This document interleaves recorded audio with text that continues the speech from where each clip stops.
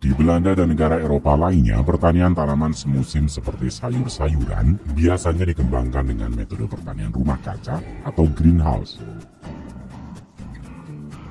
Alasan utama penggunaan greenhouse ini adalah sebagai upaya menghadapi kondisi 4 musim, di mana cuaca panas dan dingin yang ekstrim dapat membuat tanaman sayuran layu bahkan mati, sehingga dapat menyebabkan gagal panen.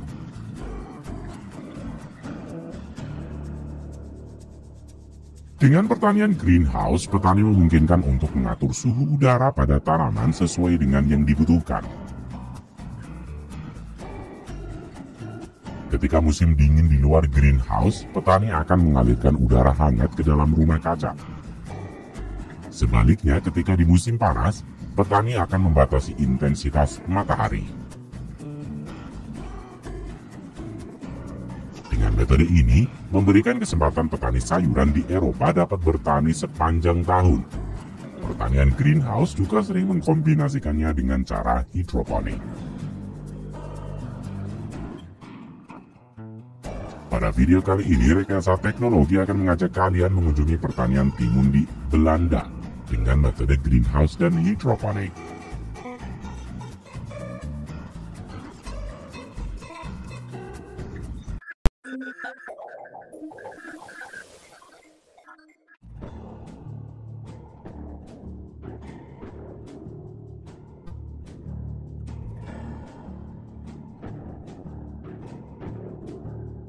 Selain keunggulan yang telah disebutkan sebelumnya, kombinasi pertanian greenhouse dan hidroponik memiliki keuntungan lain, yaitu dapat melindungi tanaman dari terpaan langsung air hujan pada tanaman dan media tanam.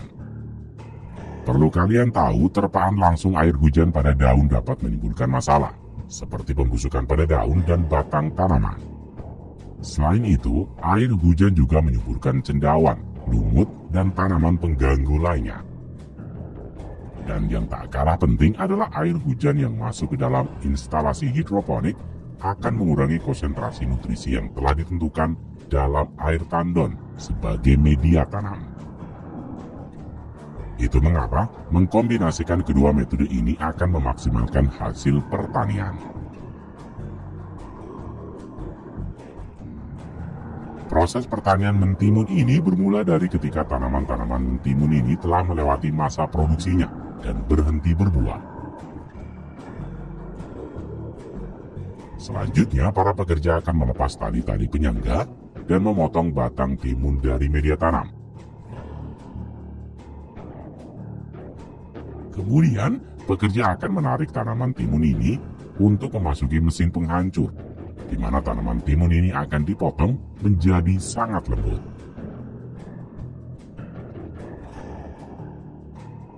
Kemudian dibuang pada bak sampah organik.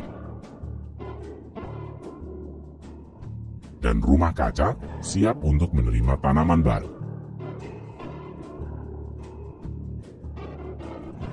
Rotasi tanaman seperti ini terjadi 2 hingga 3 kali dalam setahun. Semua tanaman dicabut dan semua peralatan penopang kehidupan akan diganti baru untuk tanaman berikutnya.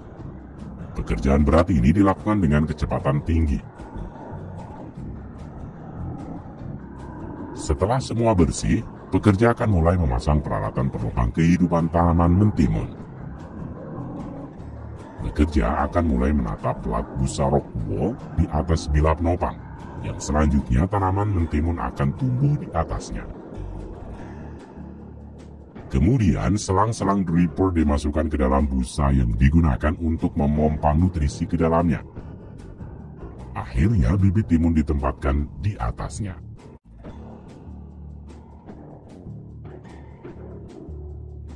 Kegiatan semacam ini harus dilakukan penuh dengan hati-hati.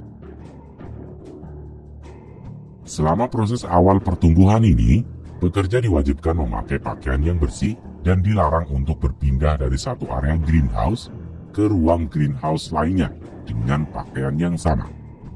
Karena hal ini dapat beresiko menyebarkan penyakit tanaman.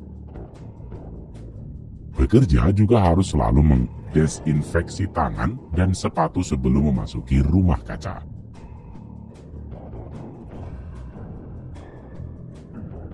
Tanaman mentimun akan tumbuh ke atas mengikuti tali. Tali ini digantung pada kawat yang tersambung ke bagian atas rumah kaca. Tali ini diikat ke tanaman mentimun segera setelah peralatan penopang kehidupan mentimun dipasang. Pekerja akan menyediakan satu tali untuk setiap tanaman.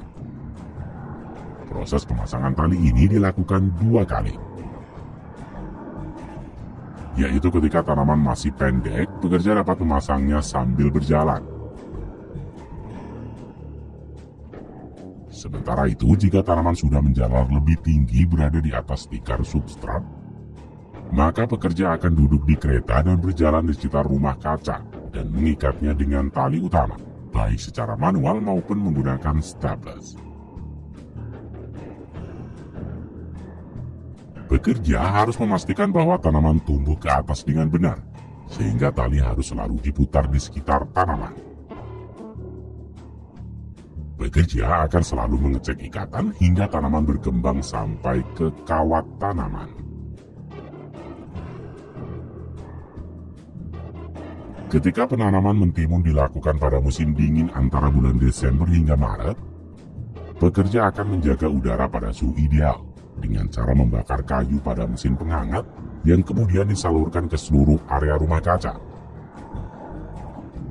Bahan bakar ini dihasilkan dari kayu-kayu bekas palet dan juga batang tanaman dari tanaman sebelumnya. Setelah tanaman berkembang hingga kawat di bagian atas dan tanaman sudah sampai akhir pertumbuhan dan mendekati musim bunga, pekerja akan memotong tunas baru yang tumbuh di samping. Hal ini bertujuan untuk tanaman memfokuskan nutrisi dan energinya untuk dialirkan ke kepala tanaman dan bakal buah. Pemotongan ini dilakukan hingga akhir periode pertumbuhan. Pemangkasan ini dilakukan baik di bagian bawah dan atas tanaman mentimun. Sementara itu, untuk menghadapi serangan hama, pekerja di sini akan menggunakan serangga baik yang akan memakan serangga lain yang merugikan tanaman. Kegiatan ini dilakukan oleh tim biologi yang akan memantau perkembangan serangan hama dan menentukan kapan dan seberapa banyak mereka akan melepaskan serangga baik ini. Kesuksesan pengendalian hama dengan serangga sangat tergantung pada perhitungan yang tepat.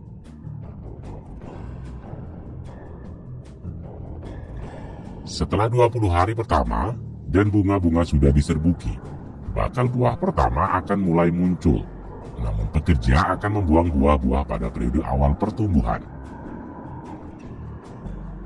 Hal ini dilakukan untuk memastikan bahwa tanaman terus tumbuh panjang dan menghasilkan jumlah mentimun yang diinginkan di kemudian hari. Pekerjaan ini dilakukan beberapa kali untuk setiap periode pertumbuhan. Selain buah, daun yang terlalu lebar juga akan dipotong. Hal ini karena daun yang terlalu banyak dan padat mencegah buah baru dari mendapatkan cahaya matahari. Proses pemanenan pada daun yang terlalu lebat juga akan lebih sulit.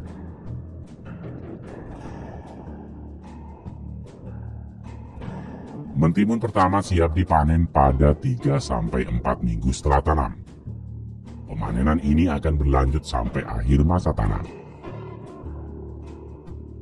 Pekerja akan berjalan melewati barisan tanaman mentimun dari belakang gerobak panen. Untuk menentukan apakah mentimun siap dipanen, pekerja akan memeriksa beratnya dengan cermat. Berat mentimun dewasa antara 350 dan 400 gram. Setelah diverifikasi, pekerja akan memotong mentimun dari tanaman dengan pisau. Kemudian pekerja masukkan buah ke dalam peti atau wadah di kereta pemanen.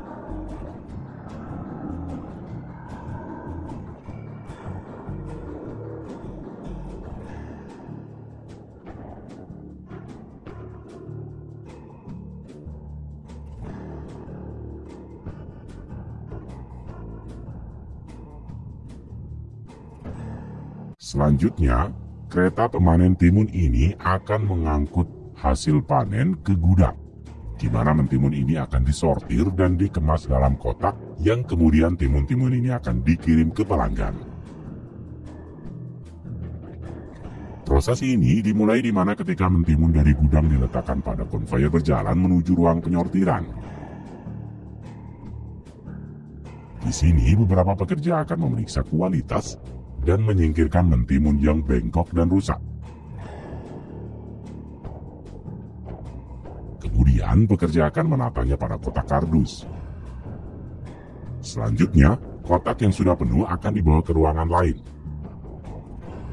Dalam proses ini, penting bagi pekerja untuk menggunakan hairnet dan melepas perhiasan metal untuk menjaga kebersihan pada ruang produksi.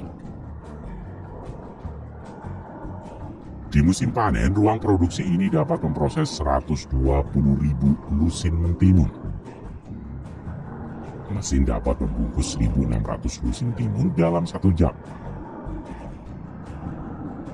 Pengemasan timun dapat dilakukan per satuan maupun per box sesuai dengan target pemasaran.